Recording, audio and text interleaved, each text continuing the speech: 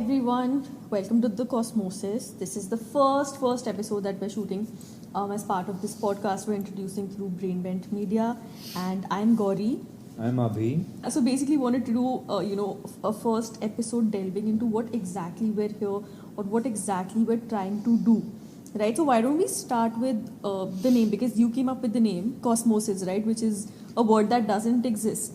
I feel like it's like an amalgamation of just like two words, like the cosmos and osmosis.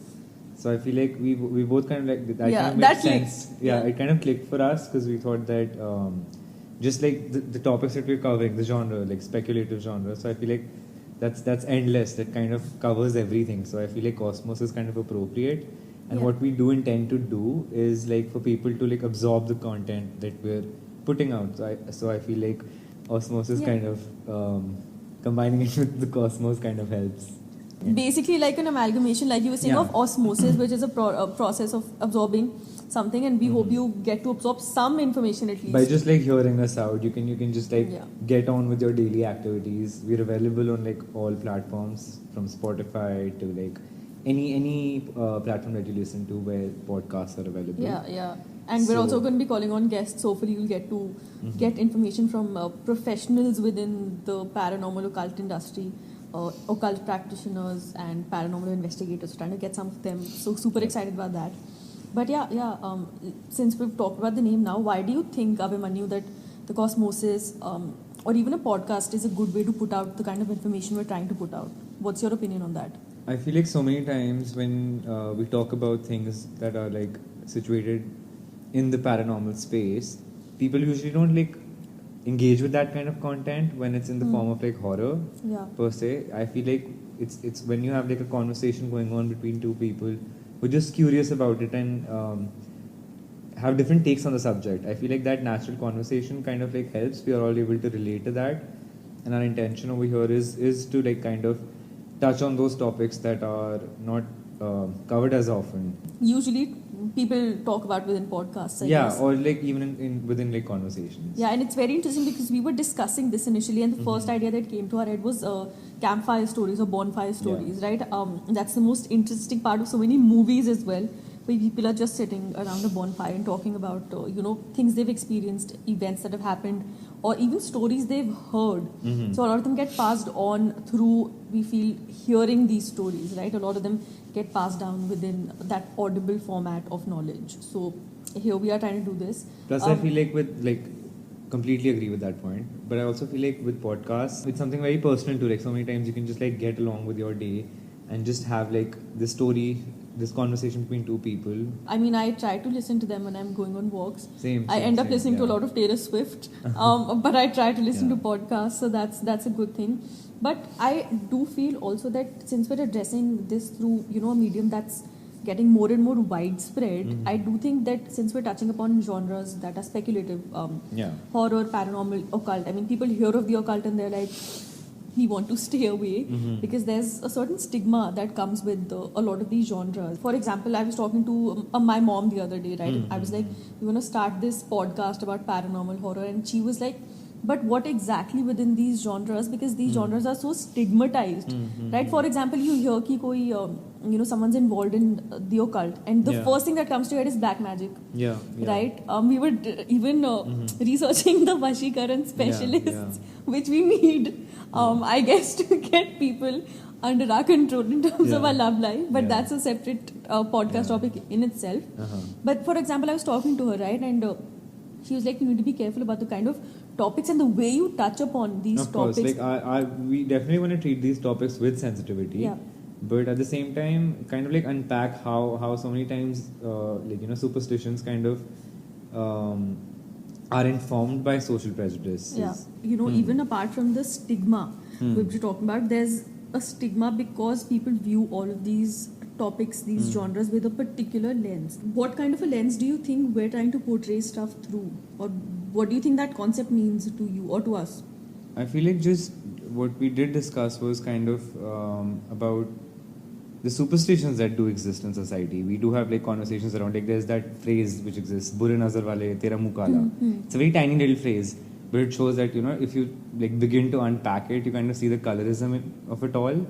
that why do we associate like darkness or just like something that's bad with darkness, or with something that's black, or something that's it just shows like these age long the conditioning that's existed for us over time, that we don't even realize that these statements that we say can actually be hurtful or perpetuate like the status quo that does exist within society. The concept of othering, basically, yeah, right? The concept of othering, exactly. That's like where we kind of like, rather than familiarize ourselves with the other, or just like accept what's not known to us, or try to understand it, what we do is we shun it away, we put it in a box, we put it in a corner, and consider it to be something that's something that we don't really want to talk about with like our close ones, or just like even family members. This reminds me of a very interesting thing that happened a few weeks ago. So there was this movie, my family and I went to watch Bhool Bhulaiya 2, and I didn't expect to be dissecting it in any way, because the movie ka premise is supposed to be taken not so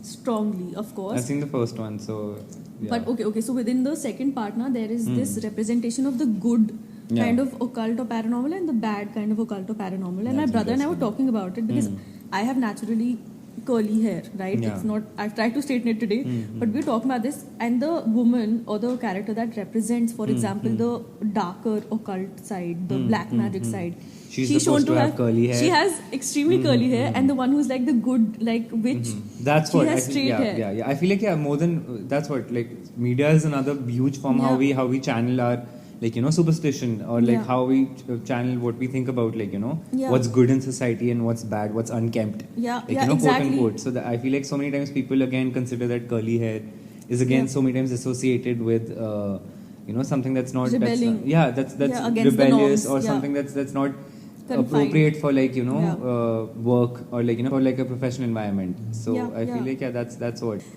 Okay, tell me one thing, Gauri. What about the horror genre or the occult space resonates with you? So I've been very, very interested in the paranormal ever since I was a child. I've discussed this multiple times with you. I've forced my friends to listen to my horror stories, however bad or good they might be. And a lot of people believe them, a lot of people don't. But the point is that I've had that active working within my mind or within my thought process, right? Even if those experiences, some of them have been validated, some haven't, right? Any experiences I've had as a child ever since I was like 12, I've experienced sleep paralysis. I've experienced a lot of weird shit go on around me. So I think that's where the whole interest started. And now I'm just someone who wants to know a lot about what's on the other side. Because for me as a child even, right, all of this was portrayed as something that's on the other side, and you're not supposed to cross on to the other side, right? You're not supposed to like, ever go into becoming a psychic, becoming a medium, or even like going into that spiritual side, right? Yeah. Right, so that's where my whole interest about digging deeper or doing that research or questioning things comes from.